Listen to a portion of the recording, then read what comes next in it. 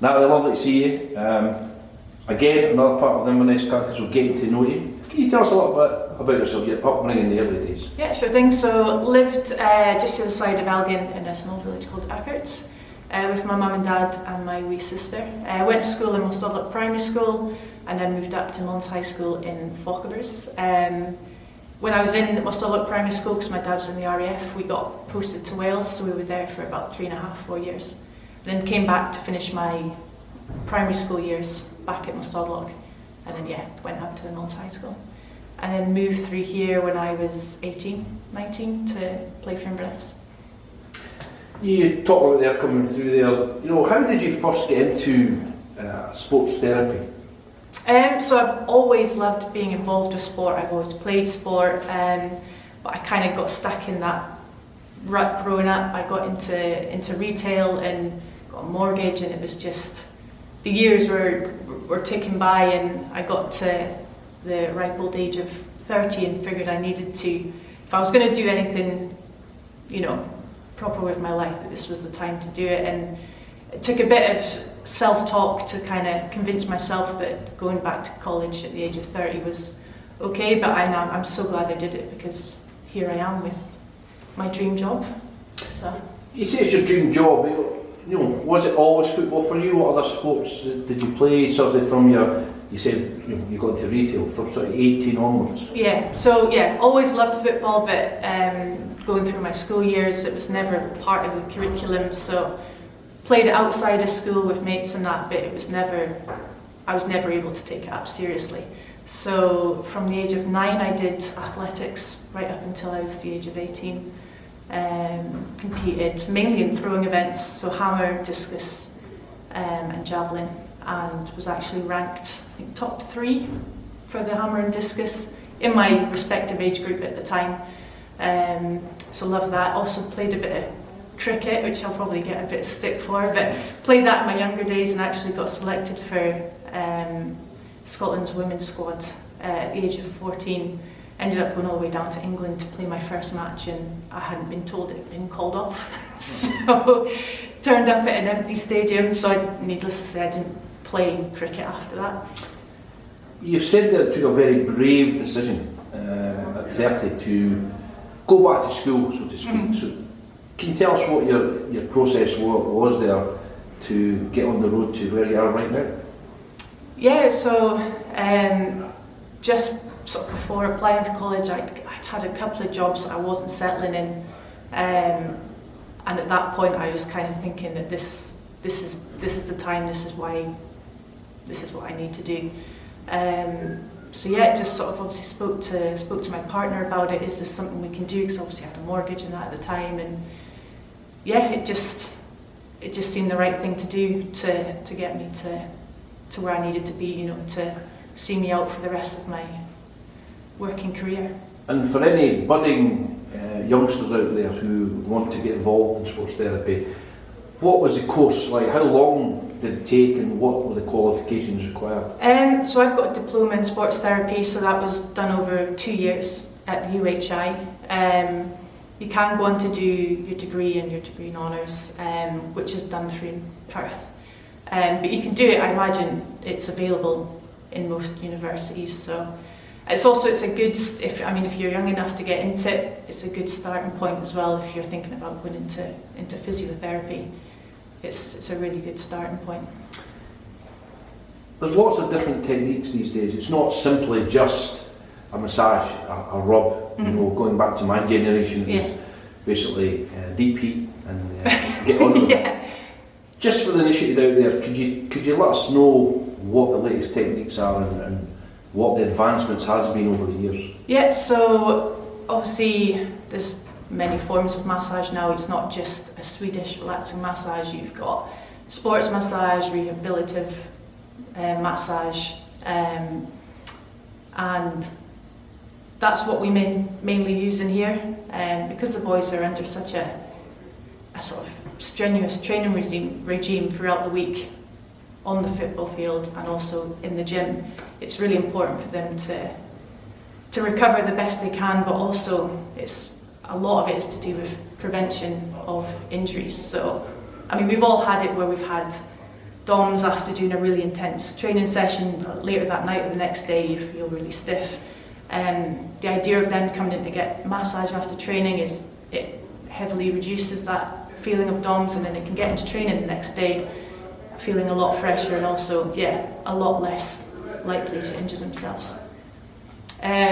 Also what I do is I'm qualified to do myofascial cupping, so there's a couple of techniques with that as well. You can do slide cupping, which just involves using one cup with a little bit of suction in it and you just slide it across the tissue, and what that does is helps relieve a bit of muscle tension and pain, and also helps promote the circulation of blood throughout the layers of the tissue.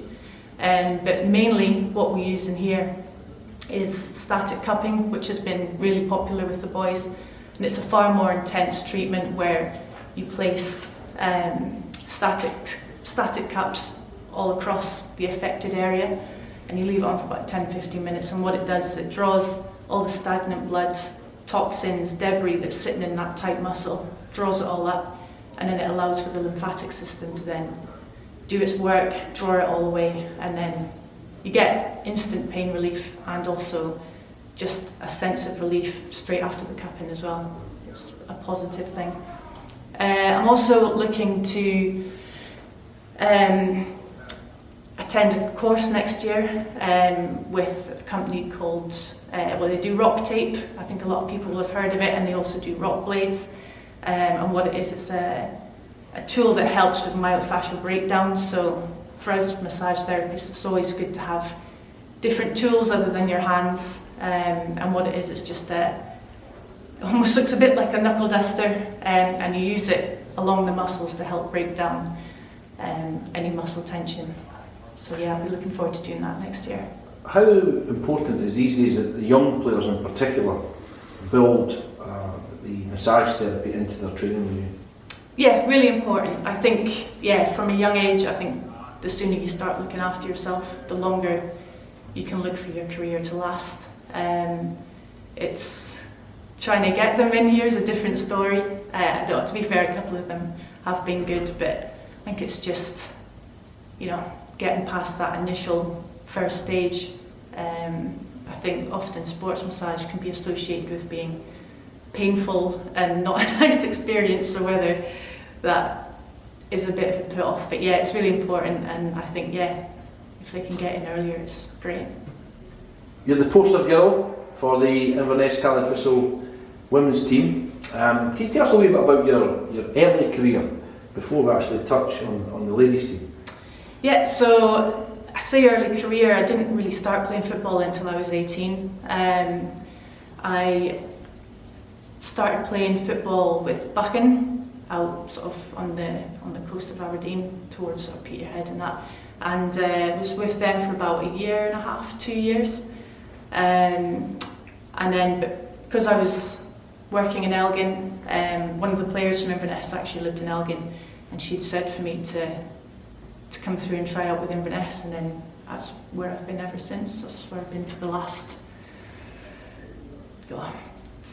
12, 13 years maybe. The ladies' game's getting bigger and bigger. Who were the early influences for yourself when you first started out, and even today? To be fair, do you know what? I wasn't clued up much on women's football coming into it. I'd never really watched it. I didn't have all the fancy football channels and stuff, and where I was from, football wasn't really a thing. There was, I had to go looking for it. No, definitely I'd probably say at that time of my football career that obviously it was more male footballers that I was more focused on. So having played football for so long, and now the international scene, women's football full stop is just massive, and there's just so many big, names are as big as men now in the game, and there's a lot of sort of names for young girls to look up to, which I didn't feel I had back then. The ladies have come under the official umbrella of the club now. Mm-hmm. How's that helped, even just the focus in the city itself with the development team and the younger teams below that? Yeah, since we've joined Cali Thistle, there's been massive changes. I mean, going back 4 or 5 years ago, it almost felt like it was just us. We didn't have anybody feeding into the team. We were struggling to get any more than 6 or 7 turning up to training. Kind of just hit a bit of a lull, and then we kind of joined Cali Thistle, and it's just grown arms and legs since. We've got a really strong big squad now. We've got a development squad, an under-17 squad. We're now affiliated with the Thistle girls, there's just hundreds of them, and it's just, 5 years ago didn't see any of this. So yeah, it's been amazing for us. I think the name, the badge, the setup, it's just boosted football up in Inverness. Talking of that boost, a couple of weeks ago, a tremendous victory on the stadium pitch. How was that for the ladies team? It was really good. It's been a long time coming. I think we had a couple of games planned for the pitch, but just various things having called them off. So yeah, it was good to finally get on the pitch, and we had been excited for weeks about it. So yeah, to finally get on the pitch, get a good run out, get a good result. I think it's just within the team as well. It just made such a difference with confidence, and it's like something to look forward to going into the future. And the targets for the ladies team this year? Definitely still on the hunt for promotion up to the Scottish Women's Premier League 2. We didn't get off to an amazing start, but it's early days. We've had a couple of good recent results, so I'm hoping that we've kind of found our form now, and we'll carry on pushing and compete for that top spot at the end of the season. And finally, Natalie, any message to any youngsters, ladies in particular, that want to get involved in sport? You're trailblazing along with the likes of Becky Mussett here at the stadium. What message would you give out to anybody who wants to get involved in professional sport? Go for it. There's absolutely no reason why you can't. I think these days, whether it's football or boxing or whatever you want to get into, there's so many clubs, youth setups, especially with social media now as well. It's so easy to get in touch with the right folk, and just there's nothing stopping you. If you want to do it, do it. Natalie Bodiam, thank you very much. Thank you.